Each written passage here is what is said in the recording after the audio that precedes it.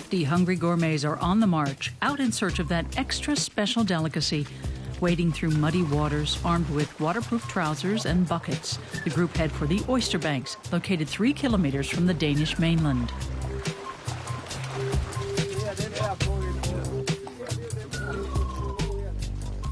Wunderbar. The day began at 9 a.m. at the information center in the small town of Ribe in southwest Denmark. Tour guide Klaus Melby welcomes his guests who come from Denmark, Sweden, and northern Germany. Each year, he takes around 1,500 tourists to the Oyster Banks.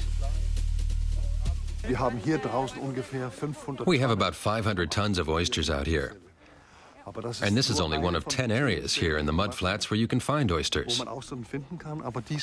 This is the closest area to shore. The others are 4, 5, 6 kilometers away.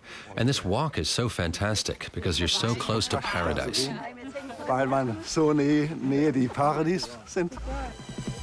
It's around 11 o'clock, about 4 hours after high tide. The safari can begin. The tides dictate everything here.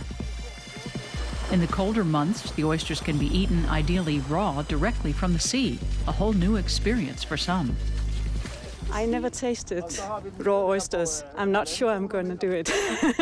But I'll bring some home and cook them in the oven. I've got a lemon in my bag and a knife. Of course we'll be trying some. We're having a little party at home tonight with friends, and we'll eat then. But the oyster safari is not only about finding the treasure.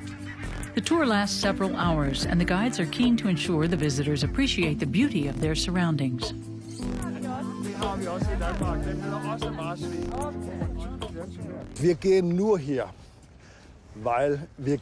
We only come here because we want to talk about the mudflats. That's the important thing for us. It's nice that you can take some oysters back home with you, but hearing about the mudflats, the whole experience with the migratory birds, the geese that we saw today, the tides, that's very important. If you want to inspire people to protect the mudflats, they experience it firsthand. After 3 kilometers, they reach the first oyster bank.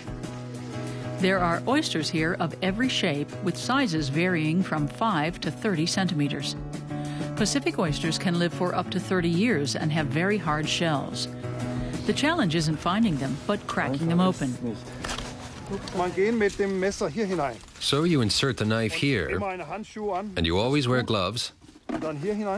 So you insert the knife, give it a turn, and it opens. There's a lot of water initially that you just throw away. That's seawater. And you're left with a fantastic Pacific oyster from the mudflat.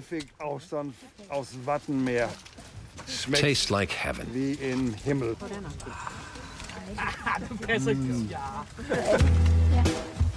The banquet can begin. Connoisseurs like to eat oysters with a dash of lemon and a glass of champagne. They don't need to be told twice to tuck in, but others are still a little less sure.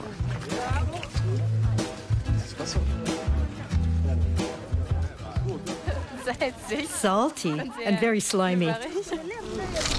Very good. It's quite good, but I think I'll like it better in the oven. They're good. Bit more lemon needed. Satisfied with the day's catch, the group begin to make their way back. In just a few hours, the water will be over a meter deep here again. I think the excitement of it all, the experience, the walk, it makes it a great safari. And we know that many of these people will go home as ambassadors. They'll tell others about the mudflats and the oysters and how great it all was. Back at the information center, the visitors enjoy more of their oysters, this time in cozier ambiance.